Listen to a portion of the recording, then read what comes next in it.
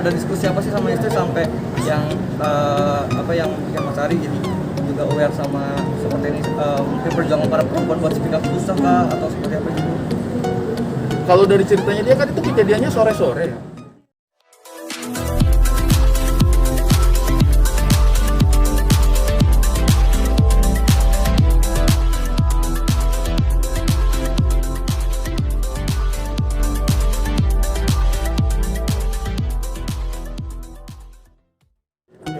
Mas, ini Mas sedang rame nih Mas masalah pelecehan di sosmed sendiri, seperti apa Mas nanggapinya Mas?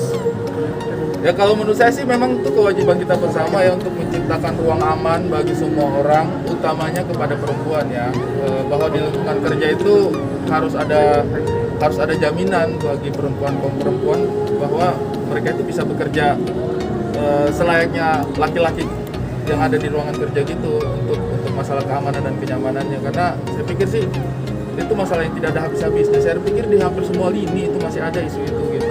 Dalam lingkungan perfilman juga masih ada kejadian-kejadiannya, dan saya pikir sih itu memang butuh kerja keras dan butuh waktu untuk terus mengedukasi, saling mengingatkan bahwa hal-hal terkait dengan kekerasan seksual itu tidak mudah.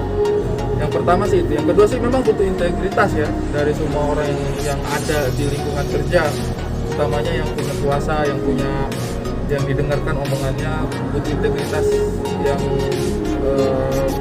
cukup solid untuk dipertanggungjawabkan gitu, bahwa dia punya keinginan dan dorongan yang kuat untuk menciptakan ruang aman bagi perempuan dimanapun mereka berada. Tadi di sosial media juga kayak tadi masalah juga lagi beradu argumen sama warganet gitu juga, mungkin ada edukasi. Ya karena menurut saya sih kan kita setengah mati ya untuk mendorong perempuan untuk speak up kalau misalnya terjadi sesuatu, untuk bisa menyampaikan keluhan-keluhannya seperti itu. Tapi ketika keluhan-keluhan itu datang, ketika orang-orang pada speak up, kadang-kadang juga tidak didengarkan gitu. Padahal kan memang kadang-kadang hal seperti itu kan menimbulkan trauma yang berkepanjangan. Apalagi misalnya yang kejadiannya 6 tahun lalu, 7 tahun lalu, 8 tahun lalu. Saya pikir ya memang valid sih kalau misalnya traumanya itu kadang-kadang disimpan dulu gitu. Bukan berarti kemudian ada tanggapan-tanggapan, kok baru ngomong sekarang, kok baru speak up sekarang, ya mungkin dia lagi trauma gitu. Saya pikir sih seperti itu. Jadi memang kita harus belajar mendengarkan dulu, kemudian belajar menelaah dulu gitu, untuk melihat apa sih yang sebenarnya terjadi gitu, apa sih yang perempuan-perempuan disampaikan gitu. Tapi hal ini kan juga mengingatkan istri juga pernah mengalami pelecehan seksual di waktu kecil ya Mas ya, waktu itu ya. Yang itu Mas kemarin. Iya, waktu sama Susan Sameh kan. Iya betul. Itu gimana mereka lagi ini? Ya, aku pikir sih itu menunjukkan bahwa itu bisa terjadi pada siapa saja, di mana aja, dalam usia berapa aja, dengan pakaian seperti apa aja, di lingkungan mana aja gitu. Kita tidak usah mencoba menyalahkan korban bahwa mungkin pakaiannya seperti apa, kok keluar rumah malam-malam, nggak usah lah. Karena di dalam rumah pun, di sekolah pun, di pesantren pun, di lingkungan yang religius pun, di mana-mana gitu. Pelakunya bisa siapa aja, bisa bajingan, bisa preman, bisa orang tuanya sendiri, bisa orang tua kandung, bisa orang tua tiri, bisa gurunya, bisa siapa saja gitu. Jadi menurut saya sih kita tidak bisa lagi menumpuk alasan yang menyalahkan korban gitu. Karena situasinya itu kadang-kadang memang tidak ideal untuk korban gitu. Menurut saya sih itu ya. Jadi memang yang paling utama sekarang kita dengarkan dulu korban, kita carikan solusi kalau kita bisa. Kemudian ya itu kita jamin bagaimana caranya orang-orang di sekitar kita itu tidak menjadi korban atau pelaku kejadian yang seperti itu. Saya sih menurutku yang pentingnya itu gitu. Karena selama ini memang kita tuh entah kenapa lebih gampang nyari alasan kenapa itu terjadi gitu. Gampang banget nyari alasan kenapa itu terjadi gitu. Dan seringkali malah korban yang disebutkan gitu. Mas ini kan pelecehan seksual nggak cuma terjadi ke perempuan, mungkin Mas dari masa kecilnya pernah nggak mengalami hal punya dapat seperti itu, atau mungkin orang terdekatnya pernah mengalami juga, ada cerita mungkin?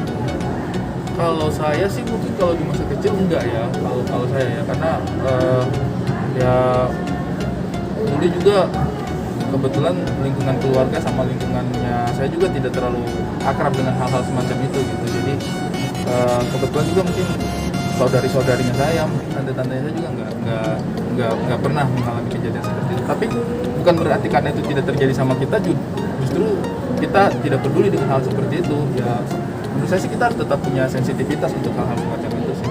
Nah ini kan istri juga pernah mengalami, mungkin ada diskusi apa sih sama istri sampai yang yang bikin Mas Ari jadi juga aware sama seperti ini, mungkin perjuangan para perempuan buat speak up susah kah atau seperti apa gitu? Kalau dari ceritanya dia kan itu kejadiannya sore-sore ya. Iya, Sore-sore dia lagi main sepeda di depan rumah, tiba-tiba ada laki-laki lewat, ya udah dicolek aja gitu, dicolek gitu seenak-enaknya laki-laki itu. Jadi ya maksudnya apa sih salahnya anak kecil SD main sepeda depan rumah sore-sore pula kan? Ya memang berarti bukan salahnya mereka. Dan itu untuk saya sih harus makin menimbulkan kewaspadaannya kita gitu, bahwa itu bukan lagi karena korbannya itu berada di situasi yang salah atau tempat yang salah. Itu situasinya benar gitu, situasinya benar, nggak ada yang salah dengan anak kecil main sepeda depan rumah gitu ya. Jadi untuk saya pribadi sih hal semacam itu yang saya diskusikan sama dia semakin membuka kesadaran saya bahwa ini bukan perkara adanya kesempatannya aja gitu, tetapi memang hal-hal semacam itu bisa terjadi dimanapun gitu, bukan hanya selalu di tempat yang sepi atau di tempat yang gelap malam, enggak juga gitu, dimana aja bisa terjadi ya. Dan menurut saya sih kita harus lebih waspada gitu. Jadi balik lagi sih, menurut saya yang terpenting itu adalah edukasinya bahwa melakukan kekerasan seksual itu sesuatu yang tidak boleh dibenarkan gitu, dan harus benar-benar berpihak pada korban. Kadang-kadang juga suka silap tuh, anaknya dilecehkan, tiba-tiba mungkin ada aja bahasa gitu kayak kamu sih keluar sendirian, kamu sih ini. Menurut saya itu tidak ideal gitu, itu kondisi yang tidak ideal, dan itu mendidik kita untuk menggampangkan hal-hal semacam ini. Jadi untuk saya pribadi sih mulai sekarang dan seterusnya sih kita harus jauh lebih tegas menghadapi hal semacam itu ya. Mas Ari, bentuk penyuarannya nih atau supportnya nih terhadap para korban pelecehan gitu seperti apa sih Mas? Kalau untuk saya pribadi sih minimal di lingkungan kerja dulu deh, karena kan lingkungan kerja itu tempatnya kita bersinggungan dengan banyak orang gitu. Jadi kita upayakan di lingkungan kerja. Alhamdulillahnya sih sejauh ini sih beberapa rumah produksi, beberapa produksi film juga sudah mulai menerapkan kewaspadaan untuk bisa memberikan ruang aman bagi perempuan gitu, dan saya pikir itu adalah sebuah langkah yang bisa ditiru di semua lini pekerjaan gitu, di lingkungan masing-masing, bahwa membuka kesadaran orang-orang bahwa pelecehan seksual itu bisa saja terjadi dan harus kita antisipasi, harus kita lawan gitu, penting sih. Minimal kita mulai dari yang lingkungan terdekatnya kita dulu. Pesan untuk para pelaku pelecehan mungkin Bang Ari biar mereka tobat.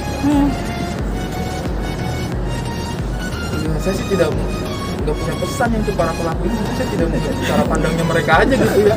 Saya tidak mengerti gitu kayak apa sih maksudnya itu gagah-gagahan juga enggak ya kriminal aja menurut saya, itu mah kriminal aja gitu. Jadi ya sama aja kayak semua kriminal gitu, tobatlah atau apa. Saya nggak tahu sih, saya nggak paham pikirannya mereka nih, goblok banget kali. Pokoknya menjengkelkan lah orang-orang itu, menurut menjengkelkan gitu.